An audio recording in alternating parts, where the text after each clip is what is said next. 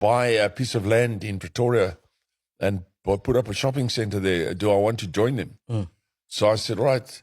So, of course, I said, all right. So we bought this piece of land. And today it's Menlyn.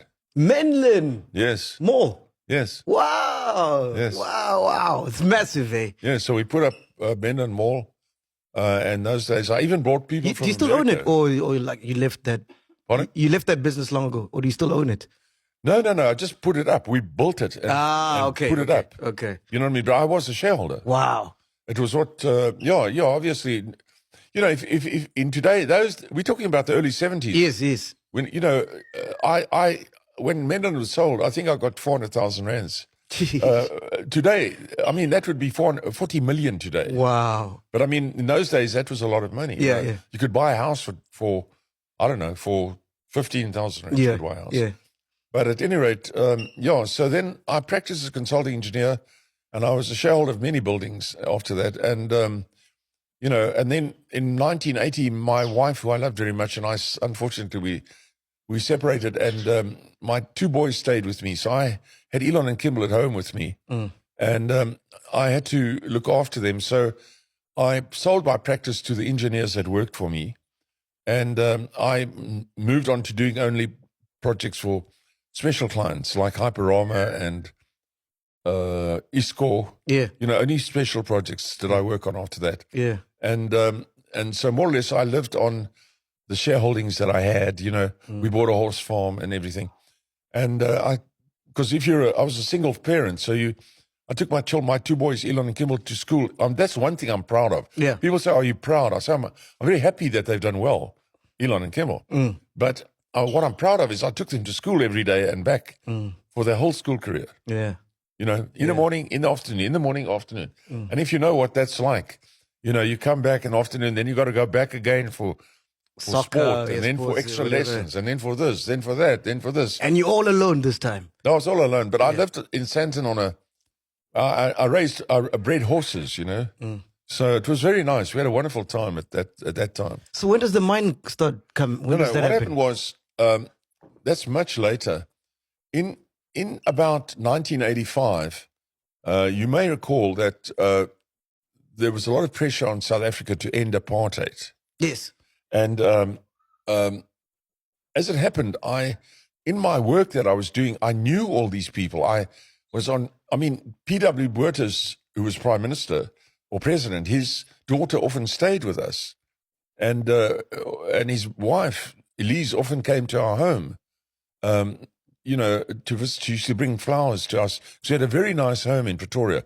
Today, our home is, where Elon grew up, is the residence of the European ambassador to Southern Africa. Wow. So that's the home we had. Yeah. So I bought that house when I was 26. So it gives you some idea of how well I was doing. Yes. You know, that I bought a house like that. Jeez. When I was 26. And today it's probably one of the best houses in Pretoria. It belongs, it's used by the European Union now. Yeah. It used to be the headquarters of the United Nations in Southern Africa.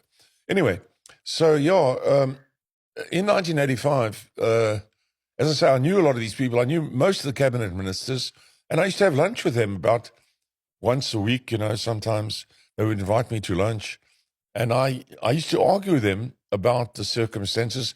Everybody was trying to find a solution to South Africa in those days. It's wrong to think that the guys were not trying to find a solution. You know, everybody was trying to find a solution. Nobody knew what to do.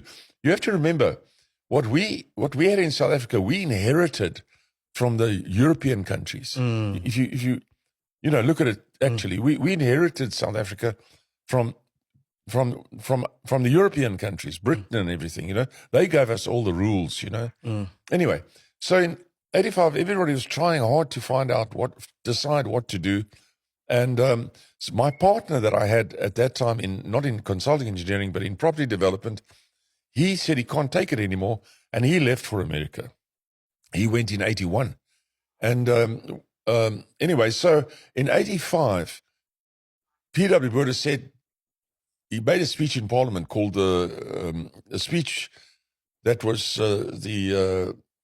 what speech was it called again? Anyway, it was some sort of speech that he made that there will never be a black government in South Africa. We've decided now we're going on like this. You see? And the result was massive pressure from overseas. And so the kind of work I was in, people were not interested in anymore. So as you see now how much development takes place up there in Joburg now, and even in Cape Town, but then it just stopped. Everything stopped because no one wanted to put their money down, to develop anything. I mean, you can understand. Everybody was scared. Yeah. And then my type of work just stopped. But not only, although I was living on money I had, it was hard for me too. And so I had a very big airplane at that time. Well, big, small airplane. Yeah. A big twin-engine business aircraft that could fly as high as the jets and as the airlines. And I tried to sell it because I thought, we're not using it. And before that, I used to get charter work on it. But anyway, I couldn't. So then I phoned a company in England, and they said if I bring it there, they'll give me a good price for it. Okay. So I set off to England with the plane, and when we were near, our next leg on the flight was to Jeddah in Arabia, Yeah. And then they told us on the telex. Those days we just had telex. I don't know if you know what telex is. No. It's like internet email, but it's the olden days one. It comes on a Okay. little paper. Yeah. They told us that we can't come. If we come now to Jeddah, they're having a Eid, which is a Muslim festival, some kind of where thousands of people come. And then if we come, we're going to have to pay $2,000 to land and $600 US to park every day. So I thought, well, no, that's too much. So we decided, but they said if we come back in 10 days' time, we don't have to pay to land, and they'll give us fuel at 5 cents US a liter. Jeez. So I said, okay. So we turned around and we went to Lake Tanganyika to have a look, Now, Lake Tanganyika is 900 kilometers long, 200 kilometers wide. It's unbelievable. So it's from Cape Town to Bloemfontein long.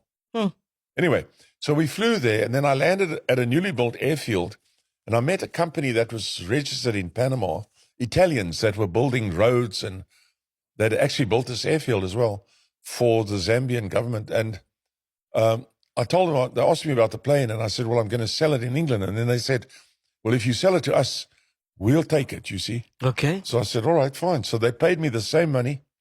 And then we stayed with them for a few days. And then they said to us, if I give them half the money back, Yeah. then they will give me half their shares in an emerald mine. And then they promptly presented me with about 118, as I recall, 118 cut emeralds, Yeah. Zambian emeralds, and said, you can have these as a deposit. And then we will also, These are the Italian guys.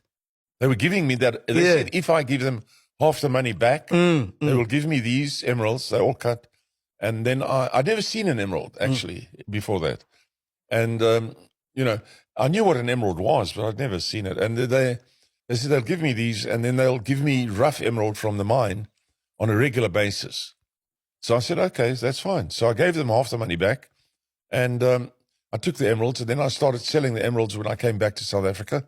And I found it was hard at first, but I found if you go to the very top jewelers, you have to find the very top jewelers, and then you can sell the emeralds quite easily to the rich people, the people overseas and all that sort of stuff, because they cost a lot of money, the emeralds, and they're very nice jewelry, So I sold emeralds for years. I eventually got a cutter in Elon Street in Johannesburg to do cutting and polishing of emeralds for me.